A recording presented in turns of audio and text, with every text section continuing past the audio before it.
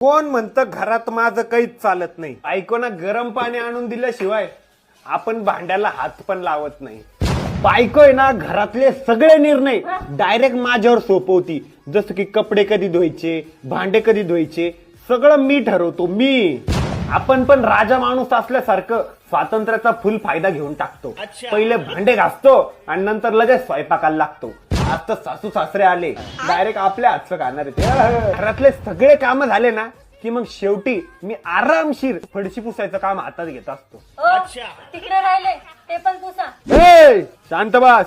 एवढं सगळं पुसलं ना की मग तिकडचं पण पुसतो. लई चालती आपली घरात. आणि आता तुम्ही म्हणशाल जर घरातले सगळे काम तूच करतो तर बायको काही कामात मदत करते का नाही? आमच्यात आहे ना असं तुझं माझं असं काही नाहीये. बायकोनी केलं काय आणि मी केलं काय सगळं सारखं इक्वल. दोघांना फुल्ली फ्रीडम आहे आमच्याकडे.